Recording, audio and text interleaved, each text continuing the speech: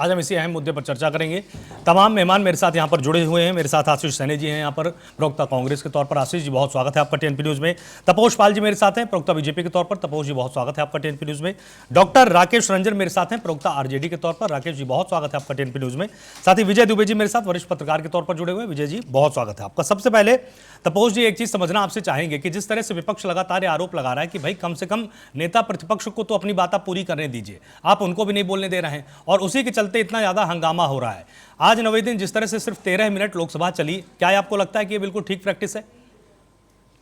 देखिए, बहुत दुर्भाग्यपूर्ण है, और इससे पहले के डिस्कशन में भी मैं था आपके साथ। तो देखिए, नेता विपक्ष राहुल गांधी सिर्फ वहां पे अपनी मनमानी करने की कोशिश कर रहे हैं, और उससे सारे के सारे जितने सांसद हैं जो ये चाहते हैं कि कम से कम सारे लोग बोलें और उनके बातों को सुना जाए, ये सारी चीजें नहीं हो पा रही। देखिए, अब आप अगर आज राहुल गांधी, जिस समय मैं आज लाइव ही इनके सारे चीजों को देख रहा था, राहुल गांधी जिस समय खड़े होके बोल रहे थे कि स्पीकर ने कमिटमेंट किया है, लेकिन वहीं पर सत्ता पक्ष के जो संसदीय कार्य मंत्री हैं, उन्होंने साफ साफ ये कहा कि कोई कमिटमेंट नहीं हुआ। अब सवाल ये होता है कि क्या संसद में अपनी अपनी कहानी बोल के वो इस तरीके से संसद चलाएंगे कि कुछ सच्चाई या कॉमन मिनिमम प्रोग्राम उसके तहत चलाया जाएगा? ठीक है। देखिए, लोकतंत्र तो नियम से चलते हैं ना। अब मैं पहले बोलूंगा, मैं चाहे जो बोलूंगा, मैं जो बोलूंगा वही सही है, इसके हिसाब से तो संसद नहीं चलेगा। अब आज जो संसदीय कार्य मंत्री ने जो कहा है, किरण रिजिजू जी ने, कि भाई अभी कुछ देर पहले जो है हम लोग स्पीकर सर के वो उसमें रूम पे बैठे हुए थे, आपने बताया कि हाँ ठीक है, हम लोग इस तरीके से काम करेंगे। अविश्वास प्रस्ताव अगर उसके लिए नोटिस दिया जाता है 0R में, तो उसके लिए सारे जितने विपक्षी दल के नेता हैं या जितने सारे पार्टियों के लीडरों को जो है उसमें बोलना चाहिए। तो वो सिर्फ एक नहीं, राहुल गांधी ये तो बातें आपकी ठीक है, लेकिन इनका आरोप ये भी तो है कि जब निशिकांत दुबे उसी तरह से बोलना चाहते हैं जिस तरह से राहुल गांधी बोलना चाहते थे, कि एक पुस्तक का जिक्र करना चाहते थे, आपकी तरफ से ये कहा गया कि भाई इसको तो प्रकाशित नहीं किया गया है। दूसरी तरफ निशिकांत जी जब खड़े होने के लिए बोलते हैं और पुस्तक पर ही बोलते हैं, पुस्तक को पढ़कर बोलते हैं, तो उनको बोलने दिया जाता है। इनका आरोप है कि भाई एक ही लोकसभा के अंदर नियम अलग अलग क्यों हैं? नहीं, नियम अलग कहाँ है? निशिकांत दुबे जी को भी रोका गया और फिर बोला गया, और फिर उसके बाद उनको भी जो है बैठने के लिए कहा गया। आप देखिए, सारी कार्रवाई तो सभी के सामने है। देखिए, सबसे महत्वपूर्ण क्या है कि बजट का आज 9वां दिन था, और चर्चा किस पे होनी थी? बजट पे होनी थी। लेकिन लोकसभा की कार्रवाई मात्र 13 मिनट चल पाया। करोड़ों रुपए प्रतिदिन संसद चलाने में जो लागत आती है वो सब वेस्ट हो रहा है। 50 सांसद चाहिए स्पीकर के खिलाफ अविश्वास लाने में, लेकिन इनकी हालत देख लीजिए। ये टैक्स पेयर्स के पैसे को किस तरीके से जलाएंगे, कोई बहस नहीं होने देंगे, और फिर कहेंगे कि सरकार हमें जो बोलने नहीं दे रही, सरकार बहस कर रही है। और देखिए, सरकार ये कहती है कि बजट पे बोली, स्पीकर ये कहते हैं कि भाई नोटिस दीजिए आप, और नियम ये कहते हैं कि एजेंडा के तहत चलिए। लेकिन विपक्ष ये कहता है पहले हमें बोलने तो, वरना हम हंगामा करेंगे और जो समझ में आएगा वही बोलेंगे।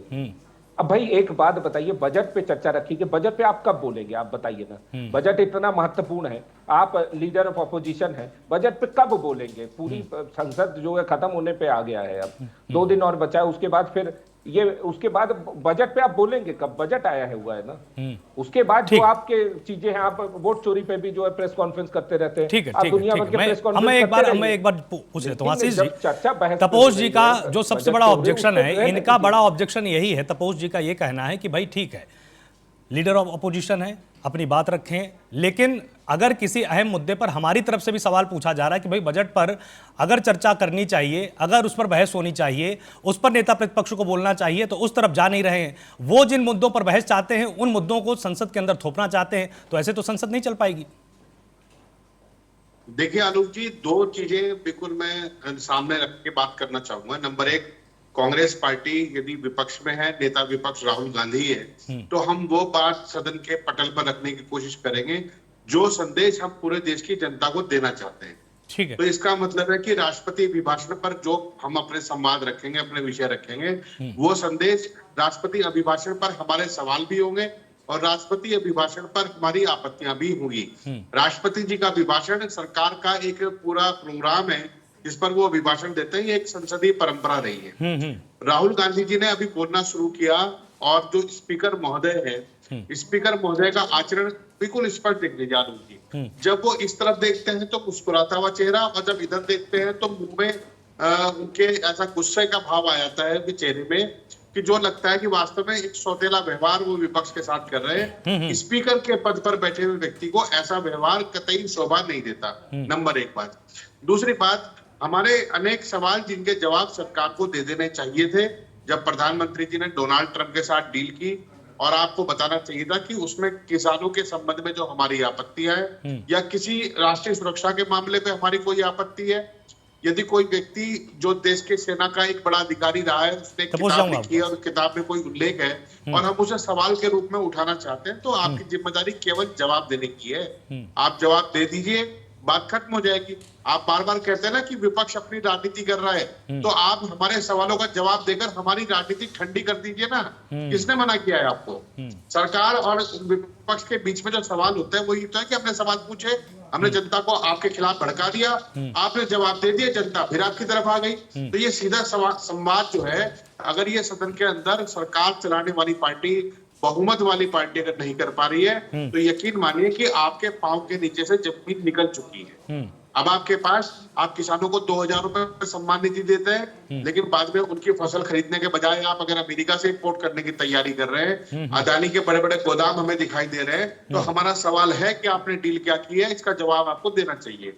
प्रधानमंत्री जी हो सकता है कि सदन में गतिरोध के कारण जवाब नहीं दे पा रहे हो, तो प्रधानमंत्री जी बाहर अपना बयान जारी कर दे सरकार कि वो डील इस तरह से हुई है, या नरवाने जी की किताब में ये लिखा हुआ है, या चीन को लाल आंख करके हमने ये दिखाया। भाई कुछ तो बता दीजिए ना। आप इस तरह से अंधेरे में रख के सदन नहीं चला सकते, और हम अंधे बन के नहीं बैठेंगे। हम भाजपा के अंधभक्त नहीं है।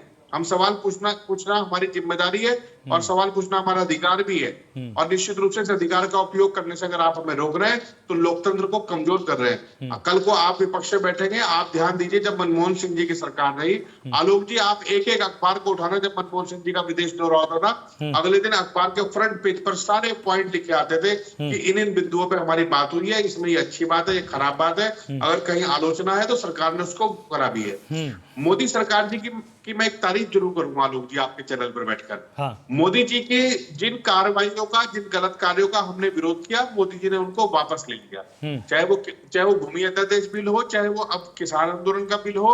और हमें उम्मीद है कि जो डील ये ट्रंप के साथ करके आए, ट्रंप ने भले ही इनकी किसी मजबूरी का फायदा उठाया हो, वो बात अलग है, लेकिन हम उस डील को किसानों के हित में कभी लागू नहीं होने देंगे। हम लगातार विरोध करेंगे, और एक दिन मोदी जी को वो डील कैंसिल करनी पड़ेगी। हम देश के हित में इतना काम तो हम कराने में सक्षम हैं, और निश्चित रूप से कराएंगे। ठीक है, राकेश जी मेरे साथ हैं। राकेश जी, जब लगातार सदन की कार्रवाई आप देखते होंगे, आपके सांसद वहां पर मौजूद होते होंगे, आपके क्षेत्र की जनता ये उम्मीद रखती होगी कि हमारे सांसद पहुंचे हुए हैं, हमारे क्षेत्र के मुद्दों को उठाया जाएगा। लेकिन जब आप ये देखते हैं कि कुछ ऐसा माहौल है कि जैसे बीजेपी बनाम कांग्रेस की परिस्थितियां पिछले 9 दिन से लगातार बनी हुई हैं, आपको लगता है कि ये परिपाटी संसद के अंदर ठीक है, या जिस तरह से कुछ मुद्दों को उठाकर किसी में हंगामा करके उसके बाद शांत रहकर चर्चा भी की जा सकती है? आपका सुझाव क्या है? जी आलोक जी, आपको नमस्कार, पैनल में बैठे हुए सभी साथियों को भी नमस्कार, आपके व्यूअर्स को भी नमस्कार दे रहा जी। मैं एक बात से बीजेपी के प्रवक्ता से बड़ा सहमत हूं। सही में बहुत दुर्भाग्य है, और जनता भी देख रही है, इस संसद में जो लोकतंत्र का सबसे बड़ा मंदिर है, वहां बैठ के तानाशाही हो रही है। बीजेपी की और बीजेपी के सांसद सोच रहे हैं कि वही लोग एकमात्र चुन के आए हैं, और विपक्ष के जो नेता है और सांसद है वो तो चुन के आए नहीं। इनको जो चाहिए वही विपक्ष बोले। क्या आप बताइए, राष्ट्रीय सुरक्षा का मामला क्या वो देश हित में नहीं है? रही बात बजट और ये सारी चीजों पे, तो बजट तो वैसे भी बकवास है। हर चीज तो ये लोग बेच ही दिए, अब भूख का व्यापार करना चाहते हैं। पहली बार ऐसा हुआ है कि इंडियन एग्रीकल्चर को भी इंटरनेशनल मार्केट के लिए खोला जा रहा है, और डील जो है, डील की भी जो शर्तें हैं वो बता नहीं रहे, और डील अभी हुआ भी नहीं है। डील जो है अभी उसका एक प्रोफार्मा तय हुआ है। प्रधानमंत्री जी कह रहे हैं कि आतुर है अमेरिका और सारे लोग। तो ये झूठ पे झूठ बोलते जाए और इनकी बातें लोग सुने लेकिन इनसे सवाल नहीं करें। ये सही में बहुत दुर्भाग्य की बात है कि संसद में बैठ के, लोकतंत्र का सबसे बड़ा मंदिर है, उसमें बैठ के तानाशाही की जा रही है और ये जनता देख रही है सच में। और मैं सही में बोल रहा हूं कि क्या क्या कर रहे हैं लोग, बीजेपी क्या समझ रही है क्या कि क्या ये सत्ता में आए हैं तो जनता क्या इनको फिर सत्ता से भगाएगी? नहीं, बहुत जल्दी भगाएगी। यदि और ऐसा ही रहा तो निश्चित रूप से हम हर एक मुद्दे को आप देख लीजिए ना। मेरा सुझाव आप पूछ रहे हैं, आपकी ठीक है, आपकी आवाज़ नहीं आ रही है, आपका फ्रेम जहाँ तक फ्रीज हो गया है। तब तक विजय जी, अब एक चीज़ मैं आपसे भी यहाँ पर समझना चाहूँगा कि क्या वास्तव में दुर्भाग्यपूर्ण ये है कि संसद ठीक से चल नहीं पा रही है, या दुर्भाग्यपूर्ण ये भी है कि लगातार संसद जब जब चलती है तब तब सिर्फ और सिर्फ हंगामे की तस्वीर सामने आती है, या दुर्भाग्यपूर्ण ये भी है कि जनता मतदान देकर सांसदों को संसद तक पहुँचा तो जरूर देती है, लेकिन तमाम सांसद उन तमाम राष्ट्रीय मुद्दों में ही उलझे रह जाते हैं सत्र के दौरान, जिनसे कि उस क्षेत्र की जनता का सीधा कोई सरोकार भी नहीं है। जी आलोक जी, देखिए ऐसा है कि आ रहा हूँ राकेश जी, जो भी सांसद आज विपक्ष में भी बैठे हुए हों, सत्ता पक्ष में बैठे हों, उनकी पहली जिम्मेदारी है कि वो जिस क्षेत्र से चुन के आते हैं, जिस जनता ने उन्हें चुना है, अगर वो उनकी कोई बातें हैं, अगर वो उनका प्रतिनिधित्व करते हैं, तो उनके मुद्दों को पूरी प्रमुखता के साथ उठाना उनका पहला दायित्व है। इसमें कोई दो राय नहीं है। और जो राष्ट्रीय मुद्दे हैं वो सबके साथ जुड़े हुए हैं, चाहे वो पक्ष है या विपक्ष है। तो एक तो उन मुद्दों पे चर्चा, क्योंकि हम लोकतंत्र में अपना शासन चलाते हैं, इसलिए जरूरी यह है कि उन पे खुल के चर्चा हो। और जो हमारी संसद है, क्योंकि सर्वोच्च सदन है, इस देश का सबसे बड़ा मंदिर है लोकतंत्र का, तो वहां पर इन चीजों को खुल करके बात नहीं होगी तो कहां होगी आखिरकार। और चाहे वो पक्ष हो या विपक्ष, अगर अपनी बात कुछ कहना चाह रहा है तो उसको सुनना भी उस चेयर की जिम्मेदारी है, और उस चेयर को ही एड्रेस करके वहां चाहे मंत्री हैं या सांसद हैं अपनी बात को रखते हैं। और चेयर से ही उम्मीद की जाती है कि चेयर सबके लिए जो है समान अवसर, समान विचार और उनकी बातों को सुनेगा और वो अपनी बात को रखेंगे, इसका मौका भी उन्हें मिलेगा। तो जो मुद्दे, देखिए सदन नियमों से चलता है, इसमें कोई दायरा नहीं है, और जो एजेंडे होते हैं वो भी पहले से आमतौर पे तय कर ले जाते हैं। और अगर कोई मुद्दा उठाना भी है तो उसका एक नोटिस सर्व होता है, वो चाहे 0 आवर हो या कोई भी आवर हो, उसमें आपको पहले नोटिस देना होता है। अगर वो नोटिस ग्राह्य है, वो एक्सेप्टेबल है, तो उसको अलाउ किया जाता है, लेकिन वो चेयर ही अलाउ करता है। चेयर सर्वोपरि है, और चेयर के बगैर जो है वो चीजों पे हम सदन को ठीक से नहीं चला सकते, इसमें भी कोई दो राय नहीं है। अगर चेयर अलाउ नहीं कर रहा है तो उन मुद्दों को आप हंगामे के तहत बाहर उठा सकते हैं, निश्चित तौर पे मकर द्वार पे आप प्रदर्शन कर सकते हैं, और लेकिन चेयर को भी कहने के लिए आपको मौका देना होगा। दूसरी बात है, चेयर को सुनना भी होगा। तो हमारी जो संसदीय प्रणाली है उसमें हर व्यक्ति को यह अधिकार है कि अपनी बात को रखे, और किन्हीं मुद्दों पे भी, जिस तरह के हमारे सरोकार हैं, राष्ट्रीय सरोकार हैं, सुरक्षा के मसले हैं, या किसी प्रकार के अन्य मसले हैं, चाहे वो किसानों से जुड़े हुए हो या हमारी डील से जुड़े हुए हो, तो उस पर खुली चर्चा होनी चाहिए।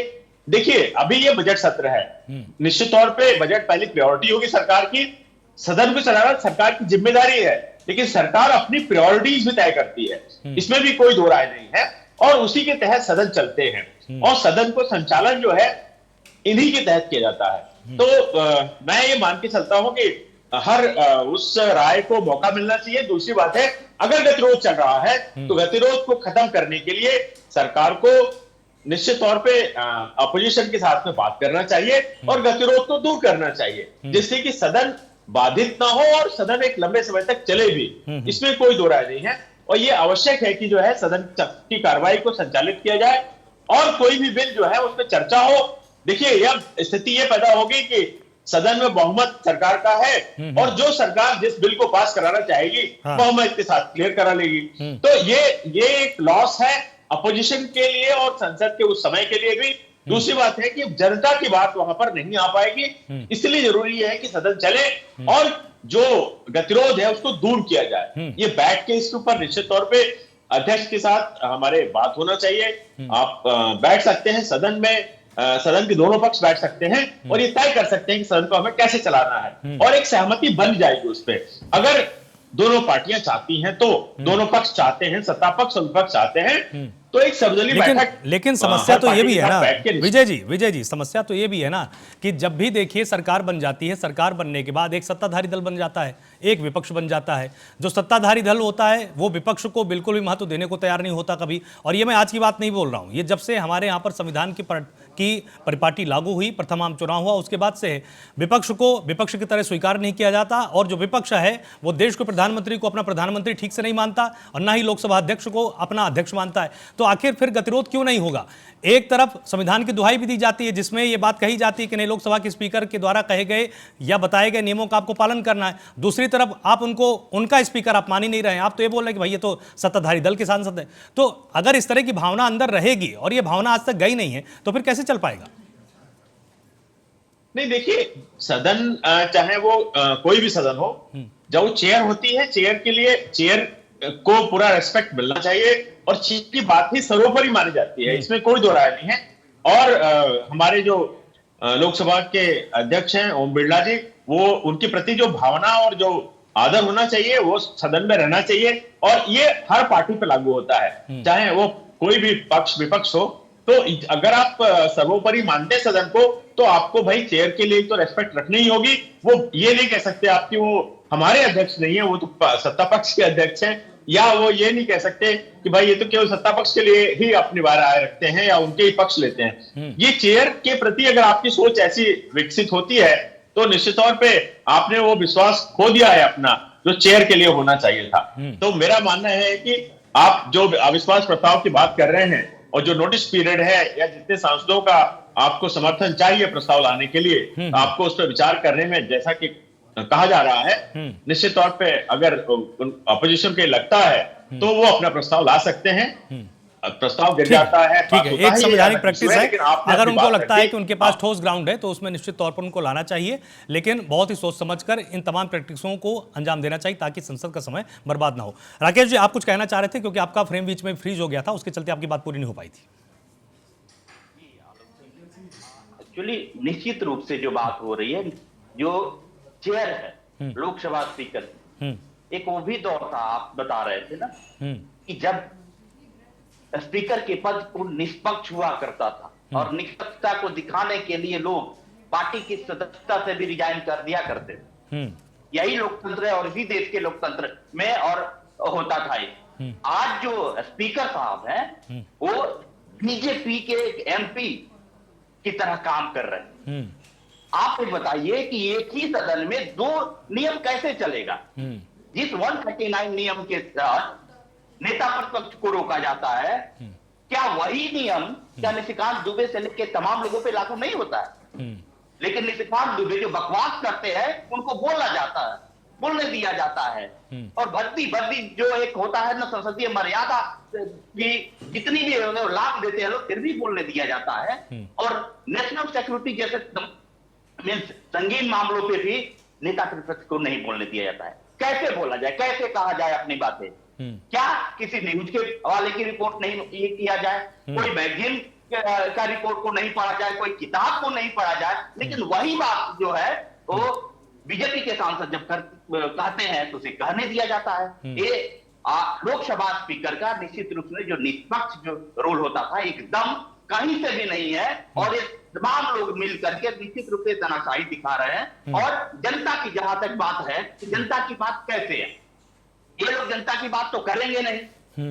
मिडिल क्लास बजट में मिडिल क्लास के लिए क्या दिए कभी बताए नहीं। उसके अलावा तमाम जो गरीब जनता है उसके लिए क्या, अभी यूजीसी एक्ट जो आया था